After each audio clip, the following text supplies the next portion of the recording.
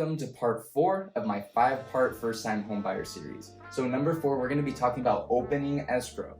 You've probably heard the name a few times and you're still getting overwhelmed with how much goes into it, and you're overwhelmed with the concept of it. Now, we're going to break this down. So escrow is basically a third party that is going to hold all those funds, make sure that everything is done accordingly, and then it's going to dish out those funds at closing to who they're supposed to go to. For a first-time homebuyer, typically we're going to look at a 30-day escrow. Now in those 30 days, what is going to happen is we're going to have time to go check out all the property, follow through with our contingencies, make sure that it's really something we want to buy. Your lender is going to be working on their side to make sure that they can get that loan funded and approved. There's a lot of paperwork that goes into it between the lender and escrow. It can sometimes take a very long time. Now, what happens in those 30 days? First of all, on day 3, you have to by day 3 of escrow, you have to turn in your EMD, or earnest money deposit. This is basically a deposit to the seller, showing them that we have good intentions, we're serious about buying, and we are ready to follow through with this. When you buy a home, you have 3 different contingencies. You've got your inspection contingency, you've got your appraisal, and you've got your loan contingency.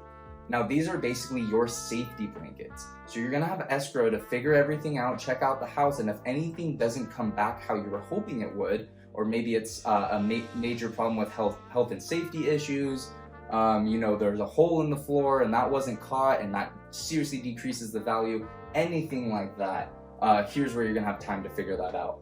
So the inspection, you're gonna hire a professional home inspector who's going to dive in the crawl space, crawl through the attic, and climb up on top of the roof, and he's gonna check this place out from head to toe, making sure that you are buying a solidly built property. You do not wanna buy something that is going to catch on fire the moment you try to turn on the oven. That's why we get the home inspector, get that out of the way, make sure we're good to go. Now the appraisal.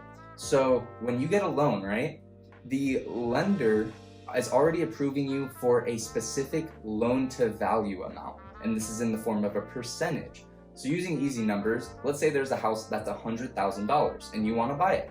Bank says, well, okay, we can fund that, but we can only fund 90% loan to value.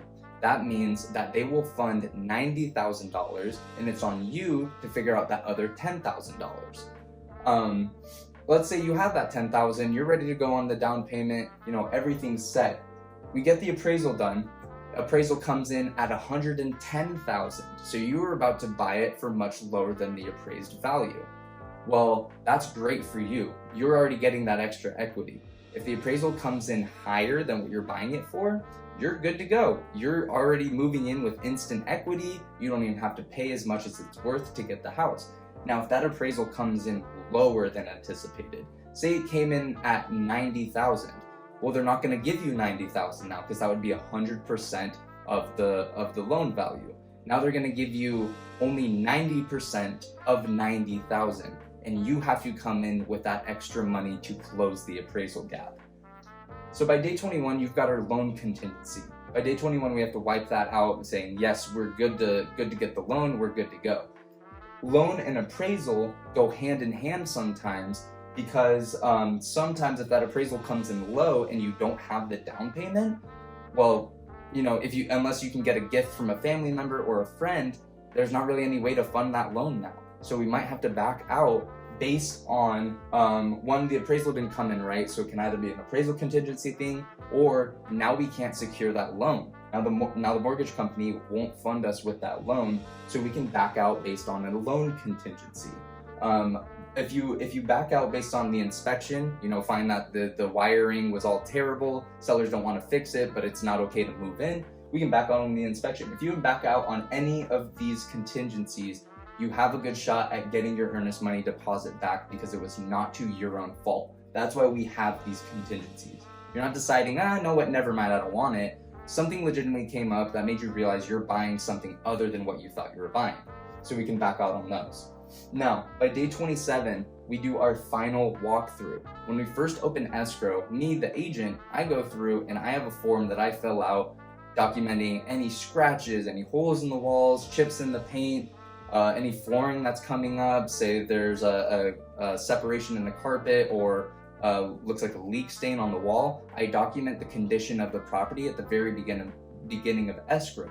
So that way, after we do our inspection and everything, get through those contingencies, on day 27, if we go and do the final walkthrough and the seller gutted the house of all of its pipes, all of its flooring, its cabinets, everything, they completely gutted it, we no longer have to buy it. It's no longer in the same condition as it was during escrow or as when we removed our inspection contingency.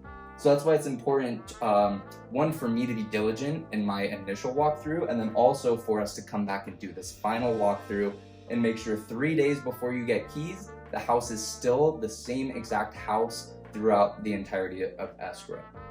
So now that is the basics of escrow. That's a typical guideline on what's going to happen in it. If you have any further questions or any specific questions, feel free to reach out to me. You can DM me on social media, shoot me a text if you have my number, give me a call, really anything. I'm always here to talk, always here to help you out. Stay tuned for number 5. I'll see you later.